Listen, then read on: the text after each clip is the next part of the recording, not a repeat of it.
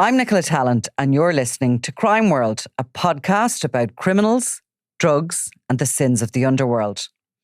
We're Ireland's top podcast for 2025, and now we've got a new website. So if you want to learn more about crime and criminals, if you want stories, extras, and podcast subscriber specials, go to www.crimeworld.com. So, Pat, this little child, Oisin, a fifth class pupil in Clondalkin, what is he, age 12? Yeah. Yeah. Last October, so only months ago, he was kind of subject to this emergency situation involving the Gardaí, and ultimately Tusla were called and gave advice on what should happen. But he looked like he was in danger at that point. Yeah, well, there was certainly serious concerns raised for the welfare of Oisin Redden and also his father, Oisin O'Reilly, at that stage. The pair of them had gone missing. The family had received a text message along the lines of, or a message of some sort, along the lines of, "We're gone. I'm sorry I had to do this." And this is Oisin O'Reilly's larger, sort of wider family, siblings, and yeah. Yeah. So they'd received this message. They were obviously extremely concerned. They put out public appeals on social media, on the likes of Facebook, but they also alerted the Gardaí. Now, the Gardaí issued missing persons notices, so there would have been a picture of Oisin O'Reilly and of Oisin, and they would have been circulated on social media as well as various, different news organisations, including ourselves. And when Oisin O'Reilly became aware of this, our understanding is that he actually rang the guards because he was irate. He said their pictures shouldn't be circulated and he wanted them taken down, but he didn't give the whereabouts. And our understanding is that that call was then traced down to a hotel in Limerick. And that members of the Garda Armed Response Unit actually went in and breached the door of the hotel room and found Oisin and Oisin inside. Now, at that stage, they were both in good health. There didn't seem to be any evidence that there had been anything done at that stage. But the Gardaí did locate a substantial sum of money in the room at that time as well. Yeah. So Oisin was actually taken into custody. Now, this wouldn't have been the first time that Oisin would have been taken into custody. He had been, detained under the Mental Health Act before. But I suppose specifically this time, he was being arrested in connection with the money found in the hotel room. And obviously the child protection concerns, they would have wanted to ask him about that.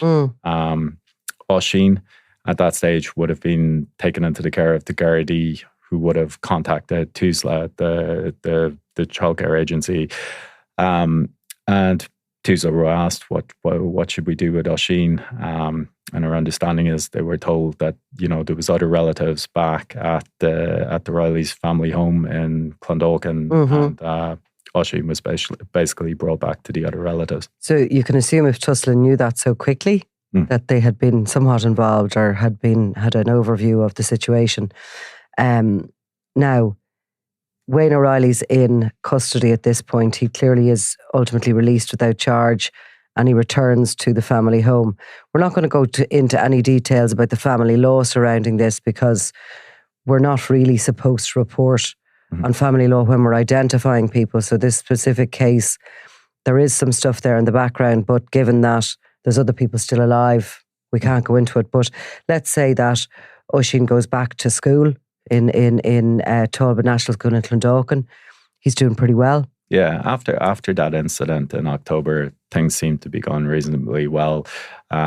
Neighbours told us that they had seen Oisin outside in the green area outside the houses with Oisin, that, prior to this, he would have been regarded by neighbours, at least from the outside looking in, as a devoted father, as somebody who doted on his two children. Albeit he was known to have mental health issues. Yeah, he was known to have mental health issues and addiction issues, and sometimes those two go hand in hand. But when it came to the kids, one of the neighbours I spoke to said he had never seen Oisin so much as raise his voice to one of the children. So he said, that over that time period, like, there was question marks about what happened in October, So one day he actually saw Oisin outside the house and he went out to him and he said, "Oisin, what was that all about?" Yeah. And he said that Oisin seemed quite annoyed, not by the question, but annoyed by what had happened, that he said to this man, he said, there was no need to send the guards down after us. And this neighbour who knew Wayne since he was a kid, he said to him, but you disappeared with a little boy and without a trace. What did you think would happen? Yeah. And Wayne's answer again was, but there was no need to send the guards down. So obviously he took a different view to it than, what other people might have thought. But as I say, after the October, things seem to have quietened down and normalised. We know that Oisin was back at school.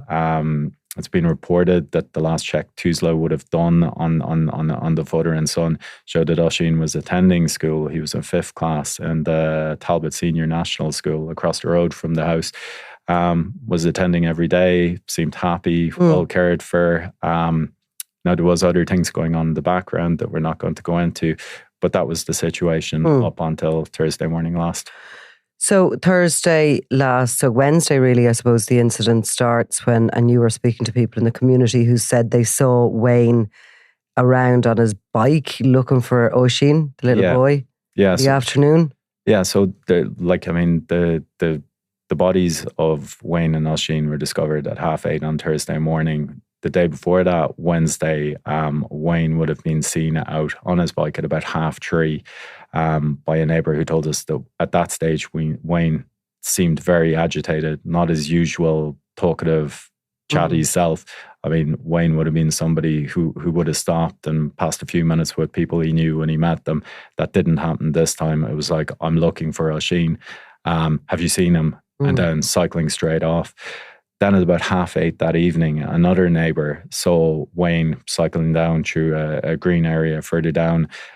She said she would have expected Wayne to come over and say hello. Again, he didn't. His head was up in the air. It didn't seem to pass any heat to her whatsoever. It's unlike himself, kind of. Very unlike himself, yeah. And then what we know of the following hours is that Gardaí suspect that Oisin was murdered at some time prior to midnight. A little bit after midnight, Wayne would have been seen leaving the property. At which point at midnight, the two of them were in bed. They shared a bed in the house. Yeah, what our understanding is they shared a bedroom in the house. And he was murdered in that bedroom. Yeah, that's it. And there would have only been the two of them there at the time. He presumably found him at some point during the afternoon or evening, and they went back to the house, or at least that's what's Gardaí are trying to piece together. Yeah. At this stage, it'll be for a coroner's court. Absolutely. As opposed to anything else. So before midnight, they believe Oisin was murdered. Yeah. Wayne leaves the house. Yeah, so Wayne would have left the house, and that was the last thing anybody knew of it until about 8:30 on Thursday morning. Now at 8:30 on Thursday morning, Wayne's body was discovered in the rear of his ex-partner's house in Cherry Orchard. And because of the background that existed, obviously concerns were raised immediately for Oisin's welfare. And officers went to the O'Reilly family home in Clondalkin. When they entered the house, they found Oisin passed away. Desperate. In the bedroom. Yeah. Poor little child. So what have, for example, Tusla got to say in relation to it, if anything? Well, Tusla did issue a statement, and I can read that to you. The Tusla statement was basically the death of a child is a tragedy, and our thoughts are with the family, all those who knew him, and the local community at this difficult time. And then they went on to say that this young boy was not in the care of the state. However, he and his family were known to Tusla, and they said they were still engaging with An Garda Síochána as they continued their investigation, and it would be inappropriate to make any further comment. So in the care of the state would mean that a child was either in foster care, so removed from the family, or in an institution run by the state. Yeah. So, but they were engaging with the family. So Tusla were involved, and clearly at some point, and we're surmising they were involved before October from the first incident, given that they knew the setup. Well, we don't really know. We don't have insight into that. What we do. They're such a dark, sort of secretive entity, Tusla, aren't they? It's very difficult to get. I mean, I know they have to be, because there's reports going on behind the scenes and investigations, but it always seems their statements always seem cold in these circumstances. They have come on our radar a number of times over the past year in a number of cases that are shameful, to say the least. Yeah, there's been a number of cases in recent months where question marks have been asked of Tusla. Last August, we had the case of Daniel Arabosa, the little boy who basically had been placed in foster care as an infant until he was for the first year of his life, and then had been handed back to his biological mother. And Daniel hadn't been seen for a period, I think, of as long as 4 years before a social welfare payment was requested that raised alarms. And when checks were made with a school, turned out that Daniel wasn't in school. And then subsequently, a missing persons investigation became a murder investigation. So people did ask questions of Tusla on that occasion. And they were very... it's important probably to say that child wasn't placed into foster care because there was issues or concerns within the house. The child was placed into foster care by Tusla because the child was handed over to Tusla by the parents. There was no concerns there. And obviously this country and many others would have this sort of parent-first attitude to all this. If the parents decide, actually, you know what, we want to parent them now, they get sort of, priority treatment in it. At the same time, it seems very hard for everyone to believe that, for 4 years that child nobody would ever notice that child was even missing, and all the while he's buried in wasteland. Yeah. And look, there have been other controversies involving Tusla as well. In October, we had the case of Vadim Davydenko. He was a 17-year-old Ukrainian national who had come here, obviously fleeing, the circumstances at home. Had come here, and he was placed in a facility that was outsourced. Now there was... was that in Dublin? Yeah, it was in Dublin. Yeah, and there was another individual who, a Somali national, who had also been placed there. Vadim was killed, allegedly murdered within 48 hours of arriving in this country, and subsequently, when the Somali national who was charged with that murder appeared in court, it emerged there was question marks over his papers and whether he should have been in a facility that was catering for under 18s at all. And in that case, I suppose it's before the courts as well. So we, again, have to be careful.